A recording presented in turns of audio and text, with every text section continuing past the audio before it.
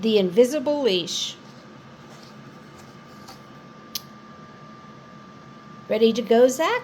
Emily asked her friend. It was Friday, and the rest of the kids were already racing home from school, excited for the weekend. Zach shook his head. He just wanted to be alone. Okay, but let's hang out at the treehouse later, Emily said, leaving him at his desk. The only thoughts in Zach's mind were of Jojo as he slung his heavy backpack over his shoulder and slowly headed home. This weekend, Jojo wouldn't be back.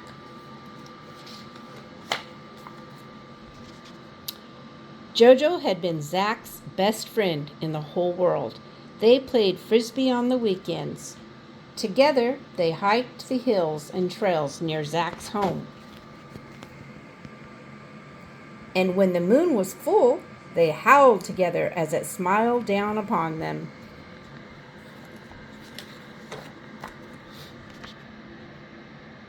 Mom and Dad tried to cheer Zach up with his favorite rainbow cupcakes, but Jojo wasn't there to steal the very last bite.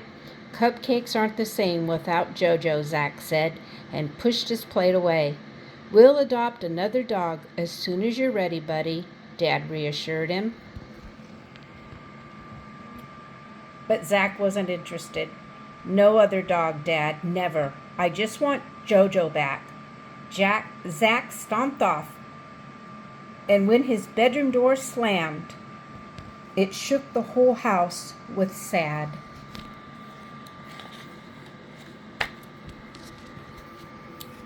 Before dinner, Emily came by to see if Zach could play. Hey, what's wrong, Zach? Why didn't you meet me at the treehouse? Come over. Emily tugged playfully at Zach's arm, and they began to wind their way through the neighborhood. But Zach dragged his feet. Jojo died this week. He got old and sick. Now I'll never see him again. Not ever. He started to cry. Emily understood. It's okay, Zach. I cried so hard when Rexy died too. But then I heard the news. Zach was curious. What news? Emily had a sparkle in her eyes. Oh, just the very best news ever.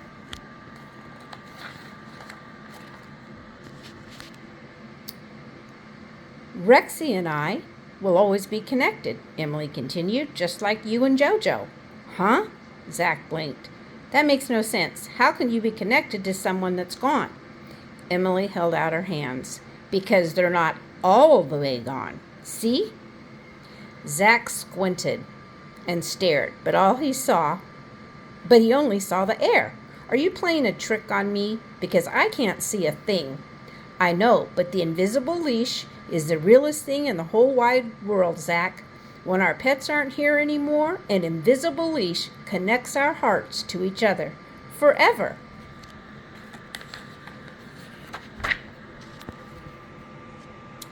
Zach folded his arms across his chest. I only believe in things I can see. A sudden gust of warm breeze blew right through Emily's hair, and she laughed. But Zach, don't you believe in the wind? Even if you can't see the invisible leash, you can feel it.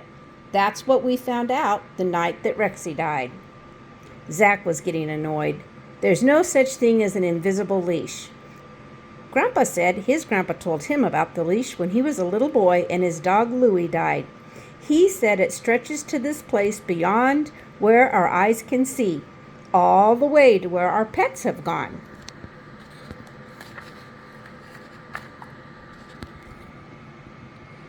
Yeah, right. That's totally impossible, Zach laughed, even though nothing felt funny. None of this seemed like it could be true. But oh, how he wished it could be. How could Rexy have an invisible leash? She's a cat. You never walked her on a leash. Not when she was alive, but she has an invisible leash now, just like my sister's bird, Cuckoo, and my brother's hamster, Fred. Well, Jojo didn't really like his leash. He loved running free. Zach figured he'd stumped Emily this time, but she still had an answer.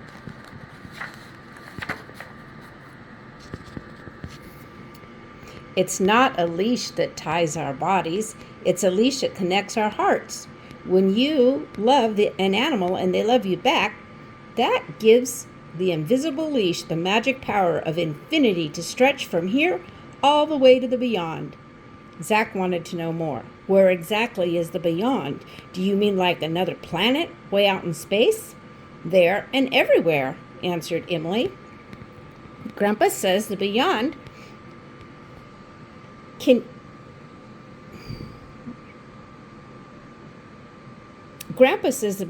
even be all around us. He said that we'd spend the rest of our lives learning that we feel the most important and truest things in the world in our hearts and don't need to see them with our eyes. That's what it means to believe. I wish I could believe, Emily. I wish that so much.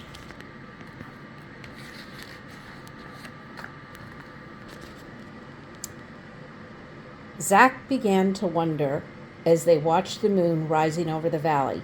He remembered how much he and Jojo loved the full moon. When Jojo misses me, would I feel him tug the invisible leash, just like when I used to walk him? Yup, said Emily, and it works both ways. When I miss Rexy, I tug on the invisible leash, and sometimes I can even hear her purr. For real? Asked Zack, looking his friend in the eye. For very real, answered Emily. And when she added, cross my heart, Zack knew how much she meant it.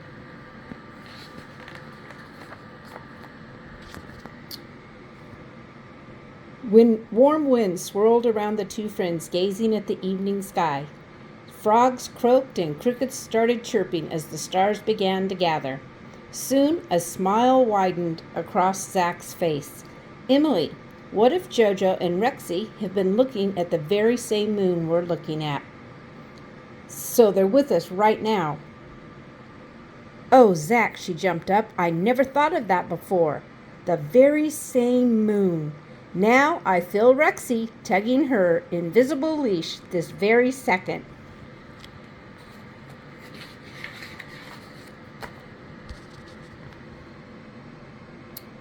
Zack had one last question. What does an invisible tug feel like? Like love, said Emily. Zack's heart started to feel all kinds of warm. Well, I think maybe I can feel Jojo tugging me from the beyond. Right now? Asked Emily. Very right now, answered Zack. They sat there for a long time with no words. Then, when it was time for dinner, they hugged goodbye, and the moon lit up Zack's pathway home.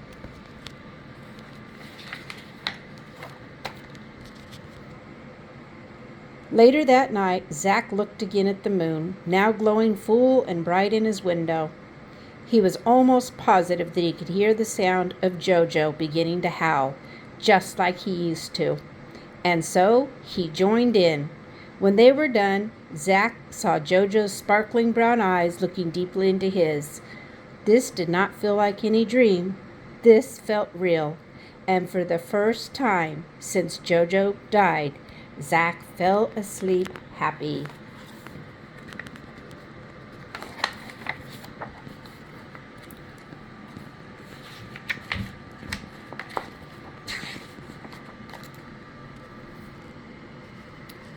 Somewhere even higher than the moon, in a place called the Beyond, Jojo and Rexy watched their people, Zack and Emily, as they slept.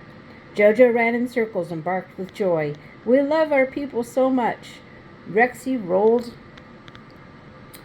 on the grass, purring. When our people are happy, we feel happy too. The other animals were celebrating alongside them. One day, the children of the world would know the truth about the invisible leashes, which let their animals run free but connect their hearts forever. One day, those children would teach others how to believe in things that they could feel, yet not quite see.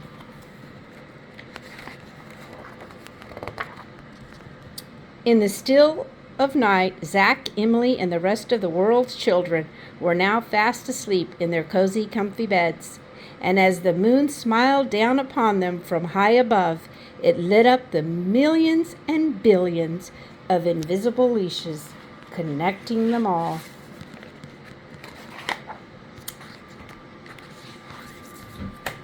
The end.